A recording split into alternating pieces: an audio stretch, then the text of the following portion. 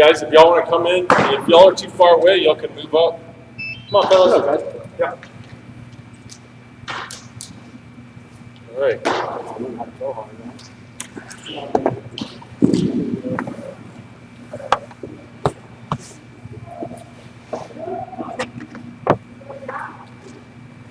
All right, I'm curious. Anyone out there heard of top velocity? All right, Covington. All right, so came out of my career, tore my rotator cuff at 18 years old. So it, the big threat of being a young kid and coming up in the game is injury, right? So I went through it. I always say I was probably one of the worst. Even the guys I've worked with, was one of the worst injuries that I've worked with. I've actually just recently worked with someone even worse. But tore my rotator cuff, and my road back was figuring out how all this stuff worked, right? Figuring out how the biomechanics, the physical health of your body and your career is important to how long you play this career or how long you play baseball. How many guys here want to play this game until they're 30 years old? Raise your hand. 30 years old. That's pretty good. 40 years old? Please check it on the map. These guys will play this game at 40 years old. I like that. All right. Well, that's the thing. It's like I look at pitchers and I look at, how can I increase their performance because we're top velocity.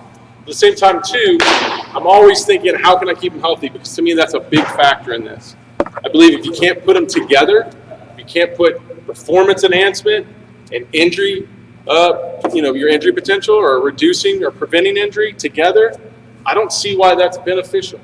But I feel like there's a lot of programs out there today that do that. It's kind of like two different things to them. We're either going to teach you how to throw really hard, or we'll go over here and teach you how to get healthy, and they're different. I see them as one thing.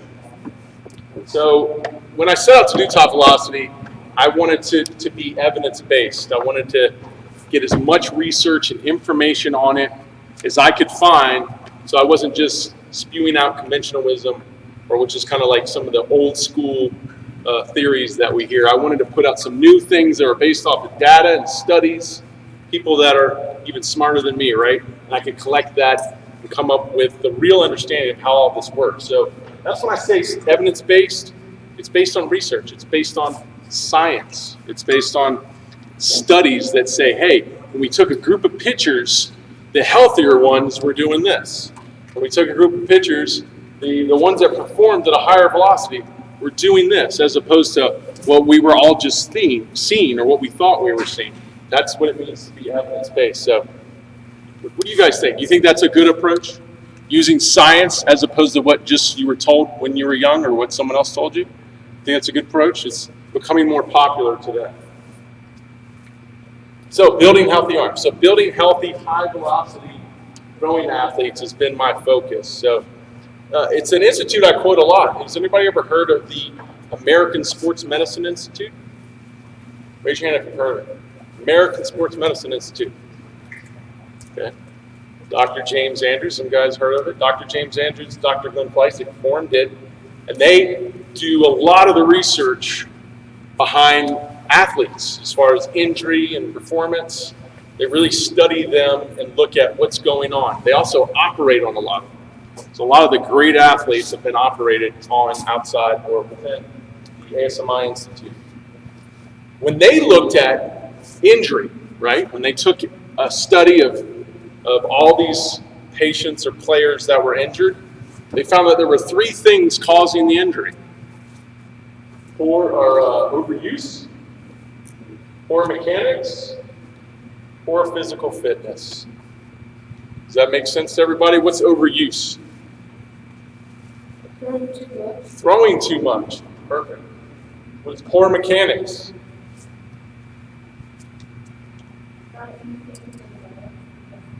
Right, how you move, how you create the movement and the skill. That's perfect. How about poor physical conditioning? Like not being fit. Yeah.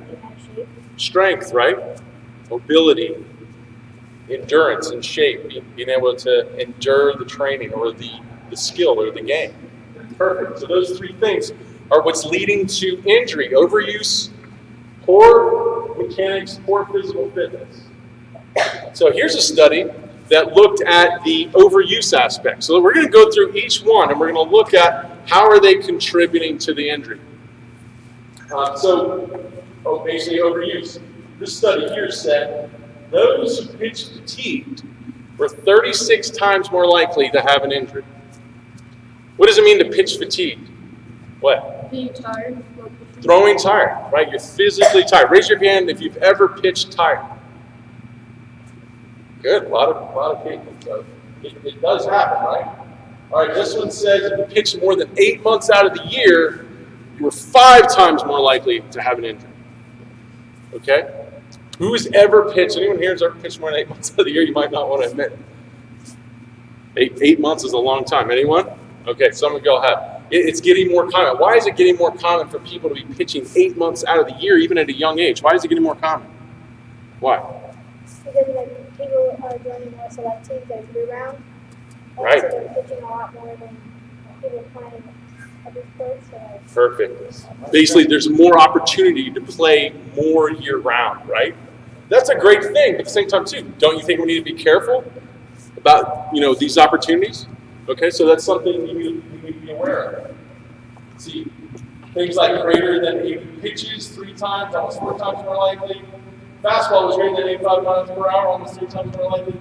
Pitch more than 100 innings in a season, or at least 1 year, 3.5 times more likely. So they're just showing you, basically, the more you throw, the more prone you are to injury. Okay, so we have to be very careful about overuse. So we're going to talk about some of the things that can help us handle the overuse issue. And that's going to be what's called acute to chronic workload ratio. You don't really need to hear those big words. I'm just going to tell you how it works. And there's a great device that helps with this. Anyone's ever heard of the Modus sleeve? So it's a sleeve. It's a Bluetooth device, similar to what I'll talk about with 4D Motion, who's here. And they just look at when they have you throw every day for at least 2 weeks, they look at how consistently were you throwing pitches, or were you throwing the ball? And what they say is if you jump more than basically 130% of your average ratio, you're putting yourself at risk. So it's something very important to be aware of, and I call it basically stress management. So if I'm going to throw every other day 30 pitches, okay, and then all of a sudden I want to get up to, say, 80 pitches in 2 weeks, would it be smart to go 30 pitches, 30 pitches, 30 pitches, 30 pitches, 30 pitches, and then that one day go 80?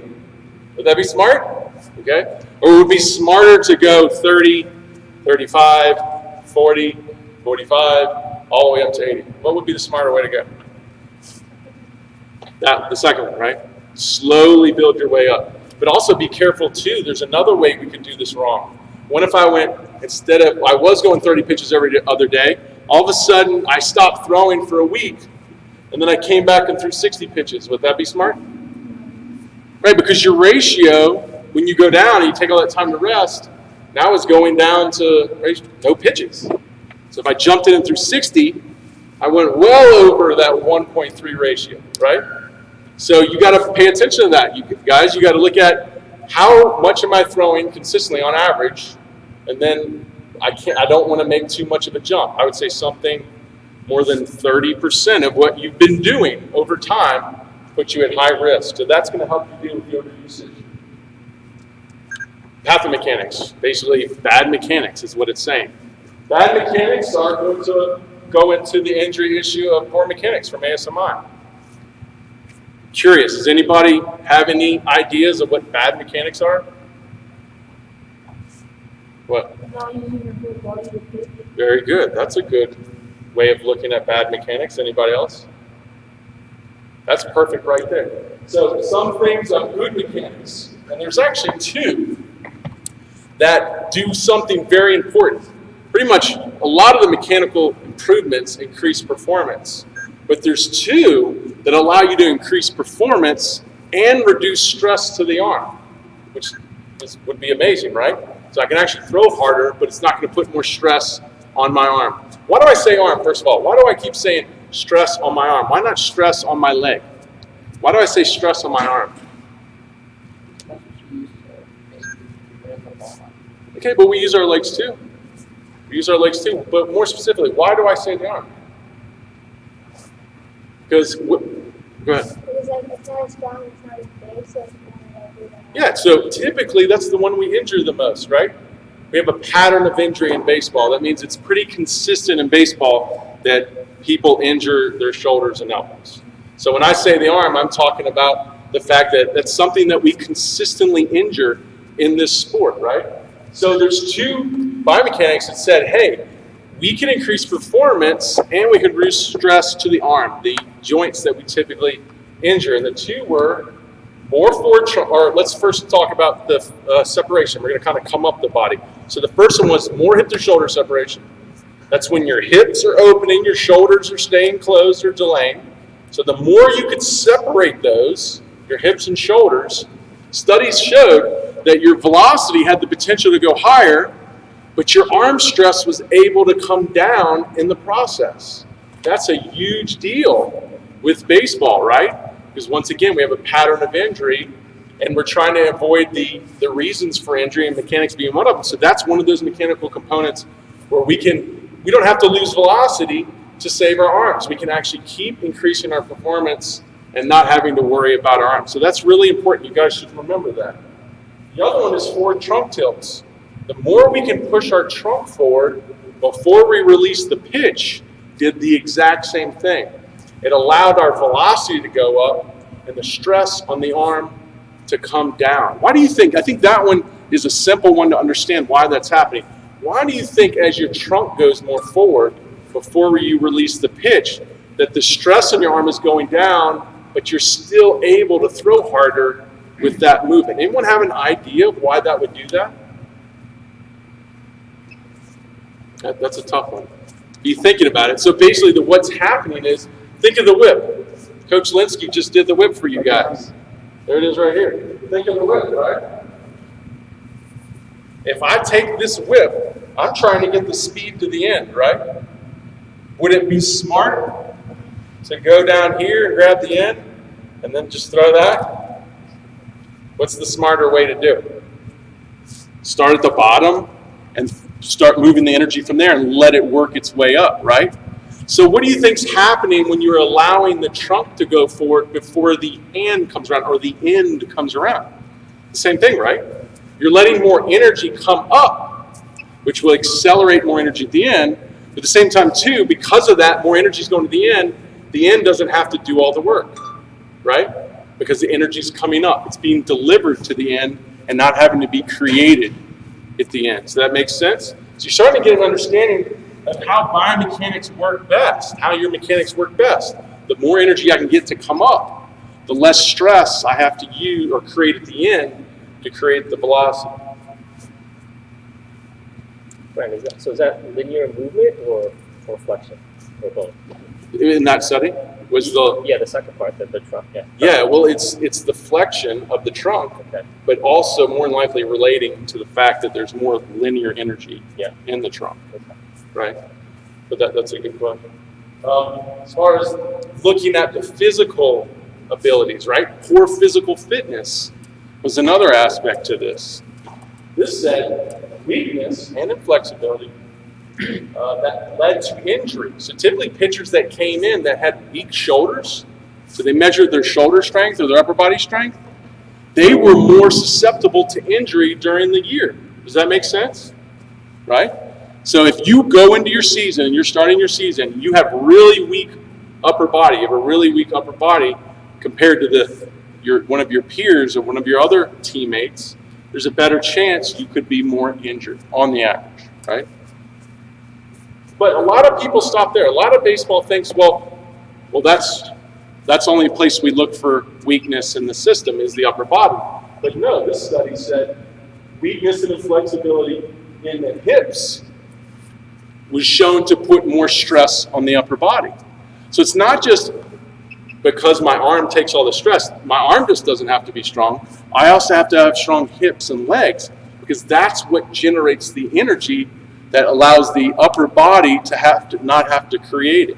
So if we can create more energy through more physical fitness in the lower half, that's also going to make us less susceptible to injury. So when you think of things that need to be strong, let's not just think of the arm, because like the whip, We use the whole unit to create the energy, right? So when we go into understanding the mechanics and how the mechanics lead to the injury, and ultimately we're going to show how the mechanics lead to improved performance, we need to understand the kinetic chain. Has anybody ever heard that term, kinetic chain? Anybody want to give a shot at what it means? So it's a tough term. All it means is a connection of segments, right? It's a linked connection of segments together. Like an easy way to think about it is, of course, the whip, but our bodies are a little bit more rigid than the whip. So I like thinking of like nunchucks that were all connected to each other, a bunch of nunchucks connected to each other. That would be a better way of understanding the kinetic chain with the human body due to the bones, right? You have these rigid bones in your body that are connected. How important is the kinetic chain to the pitching delivery, or to this whole equation of how do we throw harder but not put more stress on our arm? How does the kinetic chain affect that? It's critical. It's probably one of my favorite studies, and it's a study you should memorize and you should tell every coach because it'll blow them away. It says, Kinetic Chain calculated that a 20% decrease in kinetic energy delivered from the hip and trunk to the arm requires a 34% increase in the rotational velocity of the shoulder just to impart the same amount of force to the hand. So I'm going to simplify that. It said a 20% decrease of energy that you are driving up through your hip and trunk to your arm. Meaning if you decrease that by 20%, it's not just add 20% as you rotate your shoulder or internally rotate your arm. You got to add 34% to put the same amount of force to the hand. So that's the problem with what's going on. And you go to the whip understanding. If I drop the energy down here in the legs by 20%, you almost have to double that in your arm to put the same force on the ball. So what's the first thing that pops in your mind when you hear that? What are you going to have to do when you lose that 20% of energy in your mechanics? What do you think you're going to have to do? You're going to have to pull on that arm. You're going to have to crank on that arm to try to make up for that energy. And then the first thing you think of is, wow, that's going to hurt. Was anybody thinking of that? Once I start cranking on that arm, are you thinking, man, arm's going to start hurting, get tired, we're going to start having problems, right? And ultimately, that's what's happening. That overcompensation of energy in the upper body is forcing you to put more stress on your arm, right? So we don't want that, right? That's not a good thing. This 20% decrease forcing us to crank up almost twice the energy to a 34% increase. That's not a good thing. Wouldn't we like that the other way around? Wouldn't it be great if I could push 34% up the system and my arm could cut back and shut off 20% and throw the same amount of speed? That would be great. Don't you think the equation would work that way if we flipped it around? Instead of shutting off 20, bringing up 34, now the arm can pull back and we can keep our velocity up. And that's typically what happens.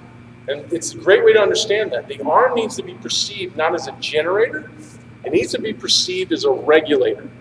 Does anybody know what the difference between a generator and a regulator is?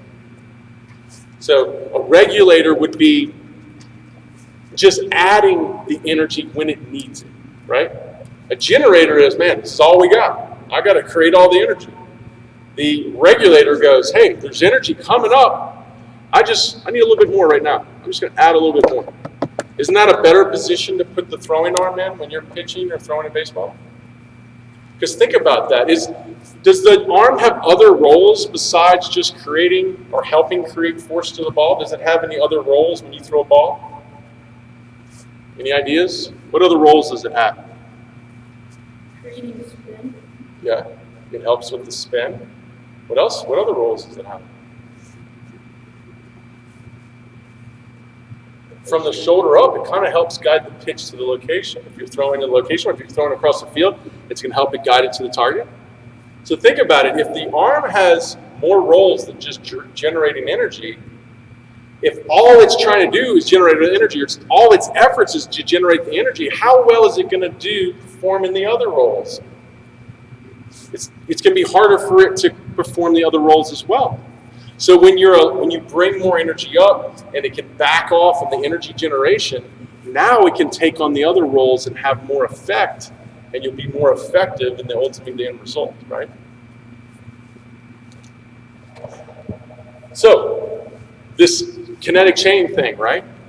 This is what we need to learn. We need to learn how do we get this more energy up so we're not caught in this overcompensation problem, right? How can we use the body better to where the arm's not forced to be more of a generator than a regulator? This study said if you improperly sequence your body, it's going to put more joint forces on your upper body, kind of going along with what we learned from Kibler and Chandler. But if we don't use the body in a perfect sequence, that's what's creating all the stress coming up the chain. How do we use it in a proper sequence? What is a proper sequence? Before I go into it, I'm interested to see, does anyone know what a proper sequence, how to move the body when you throw? Anyone would know what that proper sequence is? I'm glad I'm teaching, right? So the proper sequence would be, in going back to Kibler and Chandler, we don't want to lose the energy down here because then we got to force to overcompensate. So the proper sequence would be, hey, let's do a really good job of getting energy down here by driving the hips or driving the legs forward first, right? So that's a sequence, is an order of timing, right? So let's get the hips and legs to go first. Then what's going to go after that? Let's go back to the whip. I like to look at the whip, if I compare it to the pitching delivery. This is the hips, like here, right? This is the hips. The arm moving the whip is the legs, right? The body of the whip is the trunk. And then the end of the whip of the arm. So the proper sequence, right? We're going to move the handle, which is the hips. We're going to drive the handle. What's going to go next? What goes after the handle of the whip? Yeah, or the meat of the whip, the body of the whip. So that's going to go next, right? Then what's going to go after that? Then the arm. Okay, so that's the proper sequence. And to simply think about it is just go to the whip, right? That's why Coach Linsky brought it out for you guys.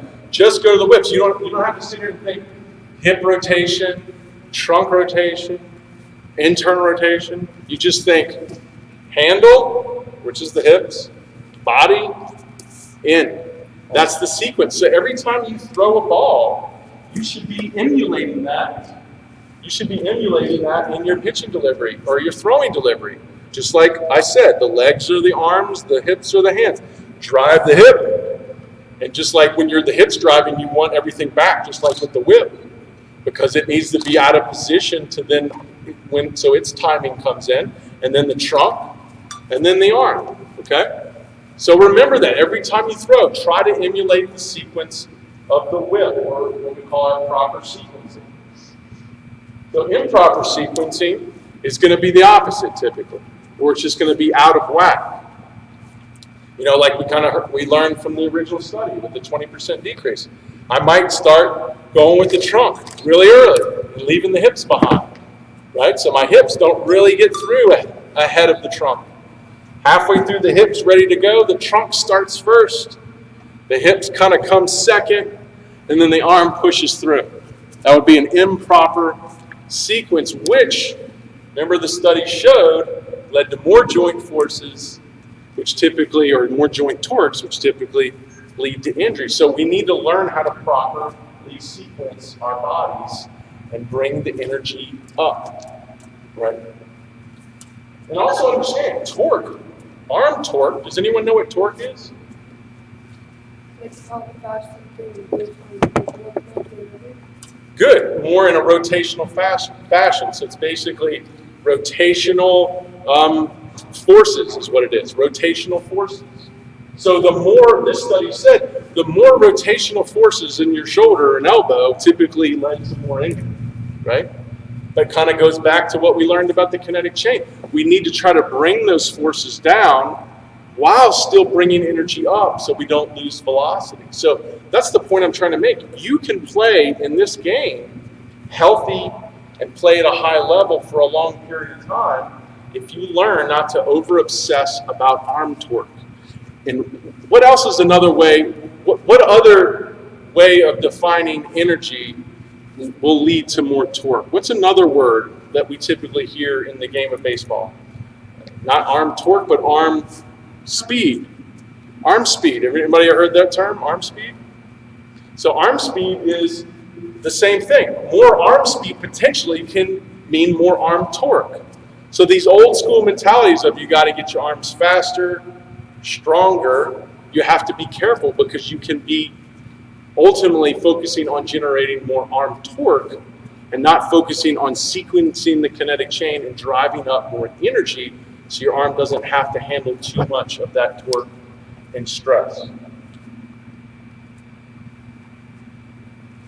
And it's interesting. And once again, like I said, you don't get a lot of this information because not a lot of the information that's out there that coaches use comes from science. A lot of it's come from how we've always taught this game.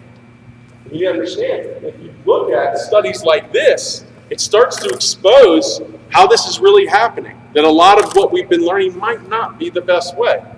This study looked at the difference between youth, high school, college, and professional pitchers when it comes to arm torque.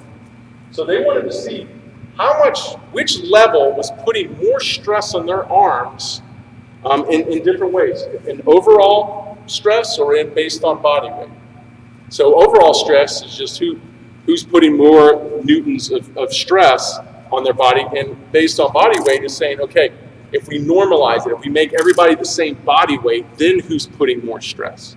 And when they did that, it got very interesting because we know who's bigger, professional pitchers or youth pitchers?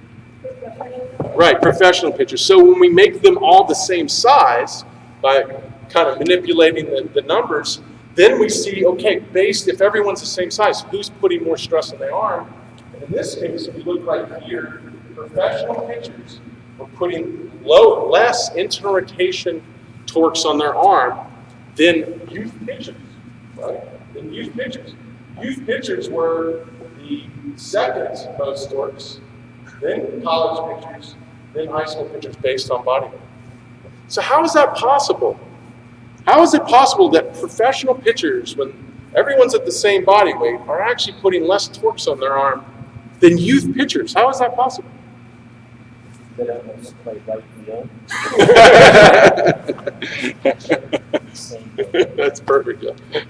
Going back to the overuse issue. Right? But outside of the overuse issue, which is a great point, why are pro pitchers putting less torques on their arm than youth pitchers? Because they don't have proper technique. The youth pitchers, right? They don't have proper technique, right? What else? What do you think? Maybe it has something to do with have coaching for longer. Right, and that gave them an opportunity to learn how to do the movements better, or to make their bodies more physically fit to perform the movements. Or Darwinism, survival of fittest. Anybody ever heard of that? Which means the ones who didn't make it to pro level more than likely got hurt. You think that's possible? Yeah. Right? So it's telling you right there, raise your hand if you want to be a professional pitcher again. Who wants to be a professional? How about just professional ball player? Right? It should be everybody in here. What do you think the best way to do that is based on this evidence?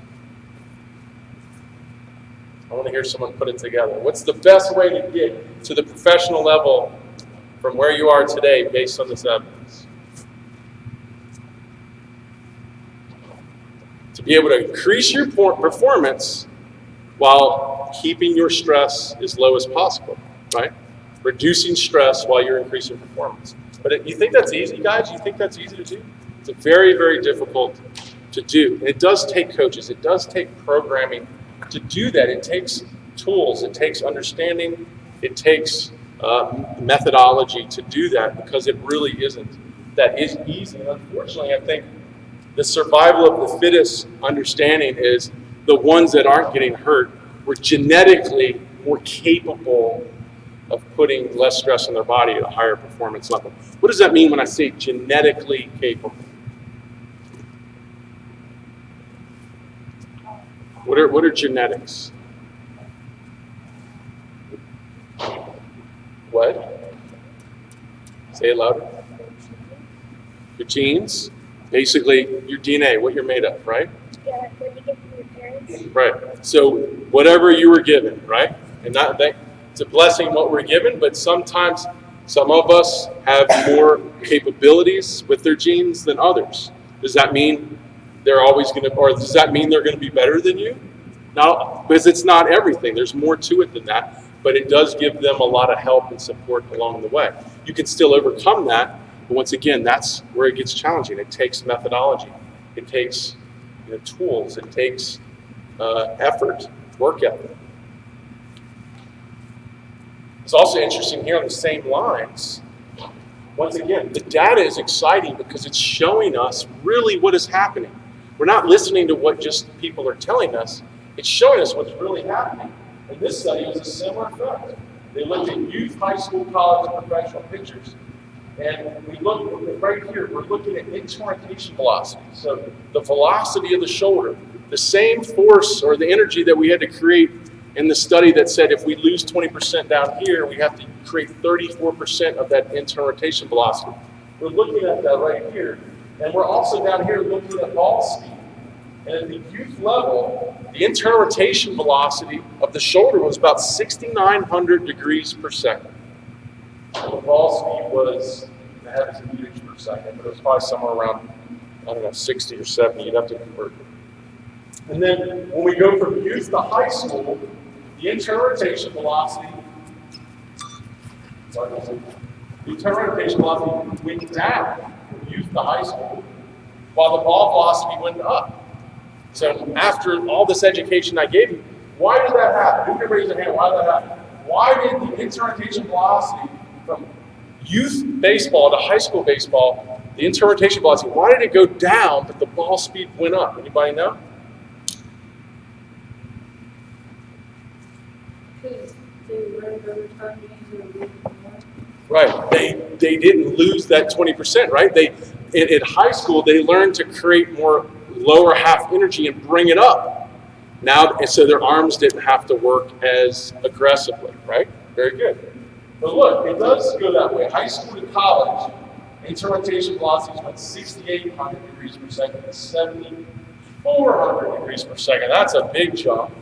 And the velocity went up. So there, they just cranked everything up, right? If you go through it, everything cranked up. But here we go. Once again, it gets interesting again.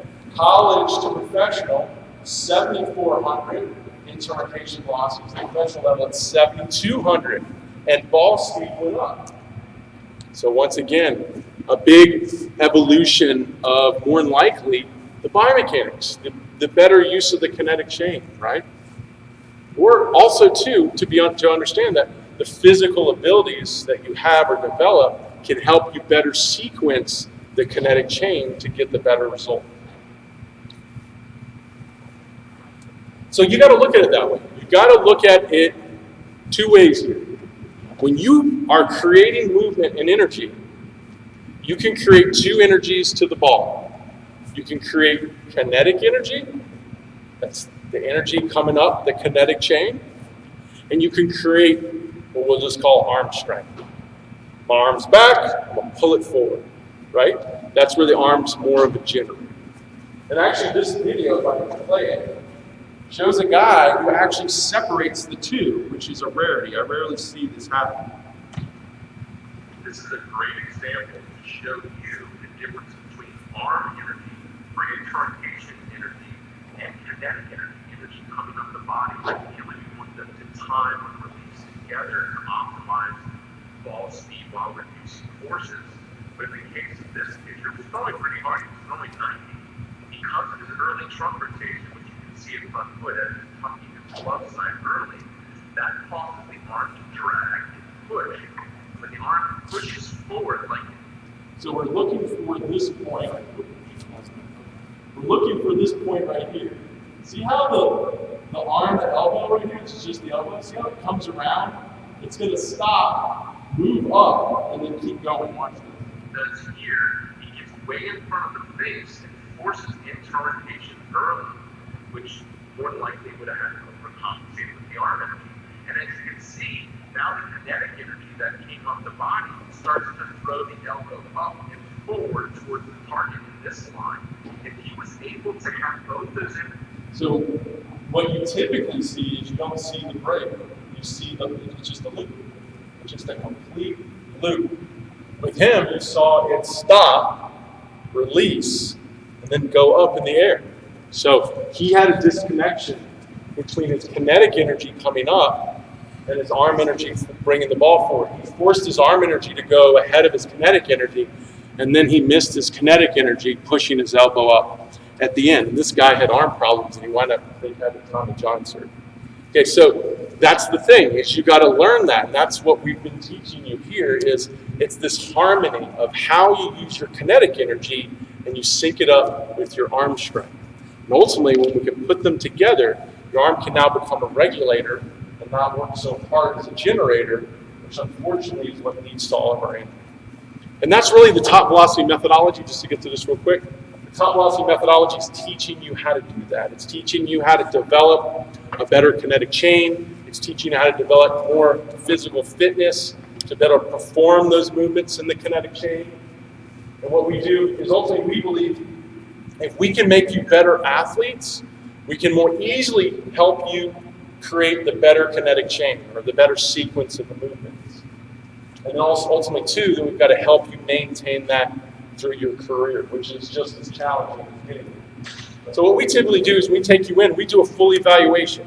We measure out what's called your anchrometrics. That's basically all your joint movements, right? Your joint length and everything. And then we measure out performance movements, how athletic you are, how you jump and run and sprint. And then your biomechanics. How are you using your body when you throw? We create leaderboards with that, which is cool. We actually rank people with that. So you can see where you are. Hey, am I doing well for my age, or am I doing poor for my age? Am I sequencing my kinetic chain well like my age group, or am I not sequencing it well for my age group? We then also can take our own data and look at correlations. We can show you, hey, based on all the guys we've had through, we find those that are better performers and healthier performance, for example, in this case, have more front leg ground forces. We also use an Olympic-style lifting approach. A lot of people question why we do that. The reason we do that is because it's superior as far as other lifts in developing a more explosive kinetic chain. It's also a highly skilled movement. 30 minutes. I'm almost done. A lot of people get concerned with when we use the Olympic lifts and weight training for the injury rates. I just wanted to show you the study here.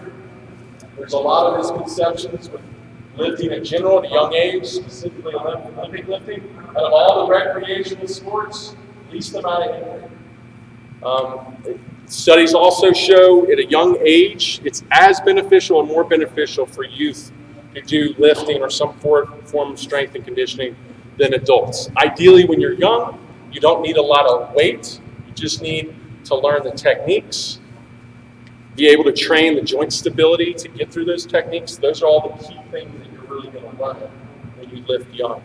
We use a medicine ball approach to training movement. We make a big distinction between a medicine ball, throwing a medicine ball through the kinetic chain, as opposed to throwing a heavy baseball through a kinetic chain. When you throw a heavy medicine ball through the kinetic chain, you can even throw it like you're pitching, but we do it with two hands. It uses the overload theory, which does force you to recruit more movements and use a better kinetic chain, but it forces your throwing arm to stay connected to your body, because when the arm wants to separate, drag, and push with the weight, that's where all the problems come from. That's why I believe there's more injury in those methodologies than a medicine ball methodology. So some of our training programs go from, obviously we're known mostly for pitchers, but we go into position players, even working into hitters, and you can follow us online. Thank you guys, I appreciate that. If y'all have any questions, let me know. All right, stream, if you got any questions, now is the time to ask. We've got Brent with Top Velocity with us. There's about a minute delay, so it might be a second before these pop up, guys. So if you have any questions in the meantime, you can ask. What's Olympic style lifting? So Olympic style lifting, very good question, is going to be, there are only two lifts, clean and jerk and the snatch. The reason I like these lifts is because it's a kinetic movement. It's a highly efficient kinetic movement. To move the bar up the body, you have to understand sequencing. You will not be successful in lifting weight with the Olympic lifts if you don't know how to sequence the kinetic chain. So what you're doing is, yeah, we do the other stuff like the jumps and the runs and the lunges, but when it comes to really building an elite power athlete, if you can train power while you're forcing them to better sequence the kinetic chain, you're going to get a better mover, a more complex power athlete when you go into the skill. So that's why I use it. By far, it's a superior way to do it because you're getting both. You're getting strength and power, and you're getting a better sequencing of the kinetic chain. So ASMI says you're not going to go through any motion hands for more than 8 months. Can you just map out what those 4 months look like? That's awesome. Good question. So basically what they're saying is they don't want the game stress more than 8 months.